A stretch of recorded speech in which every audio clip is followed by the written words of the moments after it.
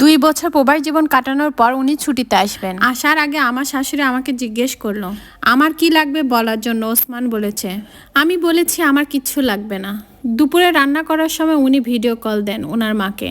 আমি সেখানেই বসেছিলাম। তখন উনি জোরে জোরে বলতে লাগলো, মা কারো যদি কিছু লাগে আমাকে বলতে পারো, আমার আবার প্যাকিং করতে হবে। পরে বললে কিন্তু আবার সময় পাবো না কিনে প্যাকিং করার। আমি মজা করেই বললাম, আপনি সুস্থভাবে আমার কাছে ফিরে আসলেই হবে। উনি আর আমার শাশুড়ি থমকে গেলেন আমার এমন কথা শুনে। আমি এটা বলে দৌড়ে আমার রুমে চলে আসি। 2 দিন পর উনি দেশে আসবে। আমি উনার রুম সুন্দর করে পরিষ্কার করে বিছানার চাদর পাড়িয়ে দিই। ওনার ছোট ভাই এয়ারপোর্টে গেলেন ওনাকে আনতে। আমি খুব সুন্দর করে সেজেগুজে ওনার জন্য বসে আছি। আমার স্বামী তো, আমি তো সেজেগুজে অপেক্ষা করবই। উনি ভিতরে ঢুকলেন। ওনাকে দেখার পর আমার ভিতরটা কেমন জানি কেঁপে উঠলো। 2 বছর আগের উনি আর আজকের উনির মধ্যে অনেক তফাৎ, অনেক বদলে গেছে। অনেক মোটা হয়ে গেছে এবং দেখতেও অনেক সুন্দর হয়েছে। উনি এসে ওনার মাকে জড়িয়ে ধরেন। আমি ওনাকে দেখে ওনাকে একটা সালাম দিই। উনি সালাম নিয়েই সোজা রুমের ভিতরে চলে গেলেন।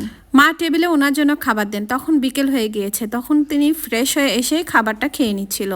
তারপর উনি ওনার রুমে গিয়ে দরজা বন্ধ করে ঘুমিয়ে পড়ে। আমার দিকে একটু ফিরেও তাকালো না। আমার চোখের পানি তখন উপচে পড়ে।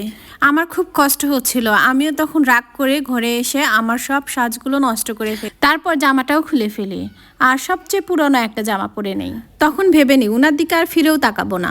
আমার কলিজাটা কেমন জানি ফেটে যাচ্ছে। আমার কেন জানি এখানে একটুও ভালো লাগছে না। একটু বাপের বাড়ি গেলে হয়তো বা শান্তি পাবো।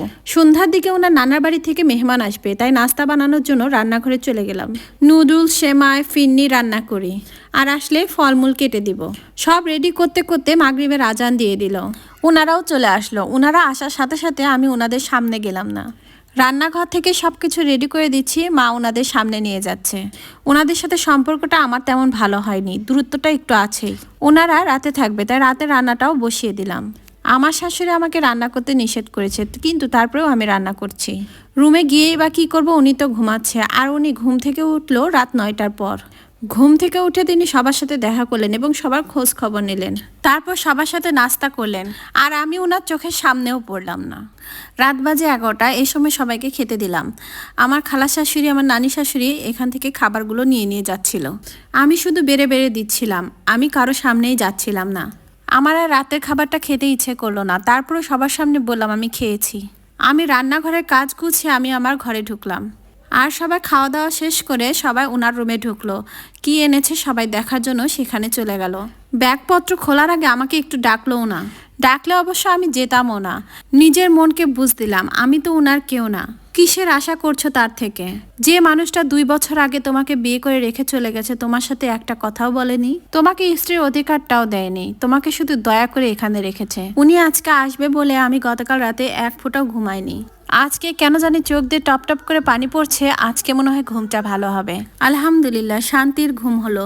ঘুম থেকে উঠে ঘরটা ঝাড়ু দিয়ে আমি সকলের জন্য নাস্তা বানালাম। সবাই এক এক করে ঘুম থেকে উঠে নাস্তা করে বসে গল্প করছে।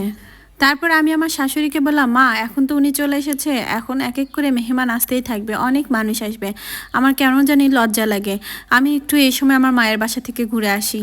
বিগত 1 বছর যাবৎ বাড়িতে যায় না। মা বললেন, ওসমান যদি অনুমতি দেয় তুমি যেও। উনি ঘুম থেকে উঠলেন দুপুর বেলায়। তারপর উনি আর নাস্তা খেলেন না। নাস্তা না খেয়ে সরাসরি দুপুরের খাবারটা খেয়ে নিলেন। সবার দুপুরের খাওয়া শেষ হওয়ার পর আমি আস্তে আস্তে মার রুমে গেলাম। মার রুমে গিয়ে দেখি উনি আর মা গল্প করছেন। তখন ওনার সাথে আমার চোখাচোখি হলো। তখন আমি লজ্জায় ওখান থেকে সরে আসলাম। তখন মা বলল, কিছু বলবে বৌমা? তখন আমি মাকে বললাম, মা সকালে বলেছিলাম যে। মা আমার কথা শুনে বলল, ও আচ্ছা আমি তো ভুলে গিয়েছিলাম। উনি আমাকে দেখে ওনার মাকে বলল, মা তুমি কি কাউকে কখনো জামা টামা কিনে দাও না নাকি? এরকম পুরাতন জামা পরে হাঁটে কেন? আমি বললাম গরমের জন্য। একটু পরে মা এসে আমাকে বলল, ওসমান তোমাকে যেতে মানা করেছে। তখন আমি কান্না করতে করতে মাকে বললাম, মা আমি 2টা দিন বাড়ি থেকে ঘুরে আসি না, প্রথম পার্ট এখানেই শেষ করছি।